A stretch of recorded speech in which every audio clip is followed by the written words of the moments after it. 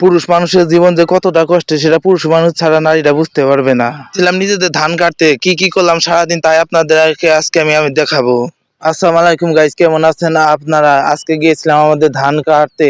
আমাদের ধান ক্ষেতটা আমাদের বাড়ি থেকে কিছু দূরে। কথা বলতে বলতে এই যে চলে আসছি আমাদের ধান খেতে।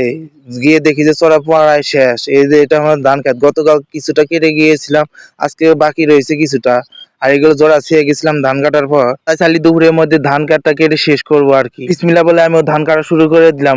ধান কাটা একটা ঝামেলার কাজ, কিন্তু কৃষক তাই কি, কাজ তো করতেই হবে। অনেকক্ষণ ধান কাটার পর একটু জিরে নিলাম ও পানি খাবো এখন। তারপর কিছুক্ষণ জিরানোর পর এখন চলে যাবো আবার ধান কেটে ধান কাটার জন্য। এই যে এখন মাত্র এই যে একটু জায়গা বাকি রয়েছে, অল্প সময় মতো হয়ে যাবে।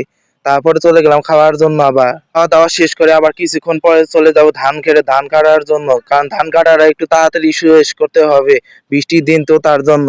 অবশেষে ধান কাটা শেষ করলাম এই সিজনের মতো, আর কোনো ধান কাটা নেই। আর দেখেন ধান কাটতে কাটতে হাতের অবস্থা কি হয়েছে। ধান কাটা শেষ করে এখন মোটরের ভাগটা আমরা এখন বুঝিয়ে দিব, কারণ মোটরের ভাগ হলো আলাদা। তারপর আমাদেরটা গোছাবো একসাথে। প্রায় 30 মিনিট ধরে আমাদের ধান গোছানোর পর অবশেষে আমাদের ধানটা গোছানো শেষ হলো। এখন ধান ভাঙানোর পালা। ধান ভাঙানোর জন্য এখন আমরা চলে যাচ্ছি পাঙ্কু মেশিন খোঁজার জন্য। এই চিপা চাপা রাস্তা দিয়ে পাঙ্কু মেশিন খুঁজছিলাম, পরে অবশেষে পাঙ্কু মেশিন এ দেখা, এই যে দুইজন হলো পাঙ্কু মেশিন এর ড্রাইভার। তারপরে আমি চলে গেছিলাম বাড়িতে আবার নিয়ে টানার জন্য।